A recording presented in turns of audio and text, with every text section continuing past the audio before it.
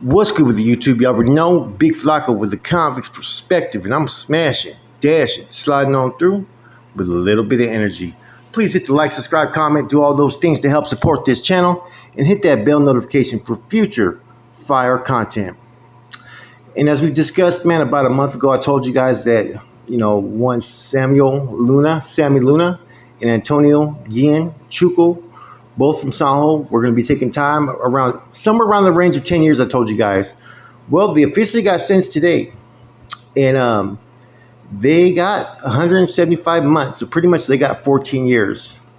Both men pleaded guilty to racketeering conspiracy involving murder plots that authorities say were only thwarted because federal investigators were secretly listening as the two talked on their contraband prison cell phones. Now, Chuco's been allegedly appointed as far as within the state general. And Sammy Luna, Dragon, you guys already know about his whole rundown about the past, the new flowers and whatnot. But for somehow he's kind of, maintained a liaison position as far as under Chuco directly, as far as overseeing different regiments in Santa Clara, Contra Costa, and other areas. Now, they're saying that D.C. Cervantes, Goneo Perez, and Puppet, and a few others maybe are the last remaining in this indictment and are set to go to trial maybe in 2024 if that even happens. Now, the attempted murder charges stem from alleged murder conspiracies that were intercepted through wiretap investigations. In all cases, the victims were incarcerated in jails or prison when they were targeted and moved to a secure housing unit before they could be stabbed. So basically, administration had their phones tapped, and that's why after like several fucking attempts to have someone hit, they were never hit. One typical example of an incriminating conversation is Guillen Chuco allegedly telling a co-conspirator in 2019, make sure you have 2 fucking seasoned soldados on them. That way we kill that motherfucker. Now, allegedly, all the victims were targeted for violating gang rules. Anything from dealing drugs with rival gang members to someone who was targeted for allegedly killing a fellow Norteño without authorization. So basically, you read between the lines. The main thing that these dudes were ordered to be whacked for were how they were dealing drugs within the prison system. Excuses after excuses, like I said, man. They want everything everybody got. It's unfortunate. They talk about one particular situation that they were charged with, which was underscoring the danger of a 2019 stabbing that occurred after the wiretap was finished. The victim was a well-respected Norteño in Pleasant Valley, was stabbed multiple times with a shank, allegedly on the orders of gang leaders. The man survived, and the stabbing caused a prison riot between Nuestra Familia associates, leading to the gang leadership to distribute literature justifying the stabbing and calling the victim treasonous. Now, they're talking basically about Mateo. Mateo got hit. A lot of people jumped.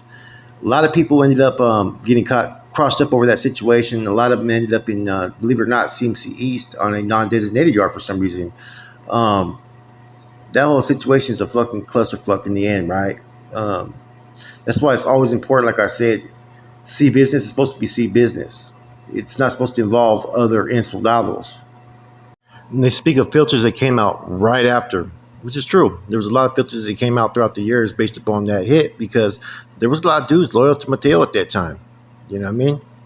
Now, in addition to the murder plots, authorities found evidence of gang members paying tens of thousands in monthly dues, mostly drug trafficking proceeds to the Nuestra Familia Bank, according to court records. The remaining Nuestra Familia leaders who have not pled guilty, including Cervantes and Perez, are set for trial in early 2024. Now, I got a question. Tens of thousands from monthly drug trafficking proceeds, right, to the Nuestra Familia Bank. If they have all this information, why aren't they reporting how much money was confiscated or banks were put on freeze? I've always wondered about that. I've never seen that in any of the information that they put out there or brief paperwork ever talked about the banks and that they've confiscated and whatnot. We know about one individual in the past where they ran off with the bank and then they flipped, which was Rock. But besides that, I've really never ever heard, a money quote. Okay, this is how much money was in the bank. You know what I'm saying?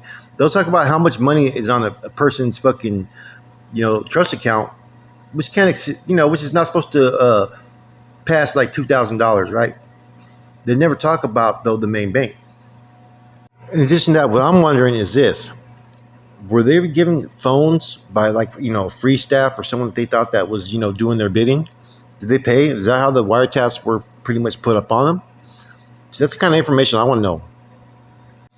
Because they said in this article that they were able to stop murders from happening because the person was locked up and took into the shoe. You would think after one or after two times, maybe you would pretty much catch on to it and wouldn't repeat the same cycle. But apparently, I guess they felt comfortable with whoever they were communicating with. But they were talking about communications between these two men, though. That's what makes it interesting to me. They talk about a woman that they used, which was someone's wife, which was Edgardo Rodriguez, aka Big Evil, who he was received 74 months. It talks about Elisa Cuevas avoided jail time altogether despite involvement with gang business. She allegedly collected dues from the Norteños for placement in Nuestra Familia banks and delivered pounds of methamphetamines to people.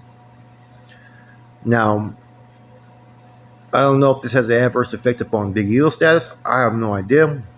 I don't know if they're still together. But she claimed that she was codependent between the two.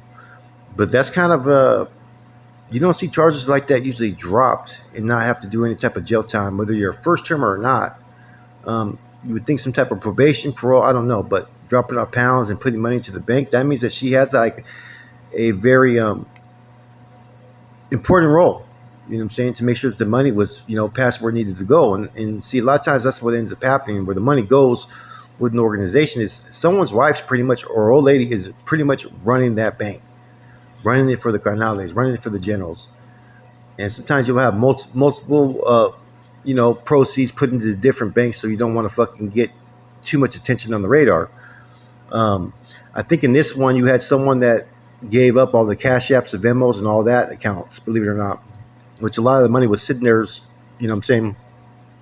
sitting there and to be used when they felt needed. So now that they've been sentenced, you're going to see a little interesting twist. I guarantee you they're going to start transferring these guys to different county jails and different facilities. There's something that the feds do when someone catches time. As soon as you get sentenced, they don't just send you like immediately like to Oklahoma or places like that. They take you on a little tour.